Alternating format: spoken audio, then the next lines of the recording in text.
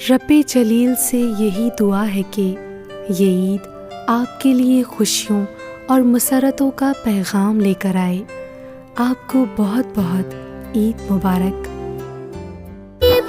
সকল মুমিনের দিলে ঈদের খুশি ভাগ করে নি গরিব ধনী সব মিলে। আজ আমির ফকির এক কাতারে সবারে কি মাকাম কবুল করুক আল্লাহ তাআলা কুরবানির আঞ্জাম। কবুল করুক আল্লাহ তাআলা কুরবানির আঞ্জাম। ঈদ মুবারক ঈদ মুবারক ঈদ মুবারক আসসালাম। কবুল করুক আল্লাহ তাআলা কুরবানির আঞ্জাম। মুসা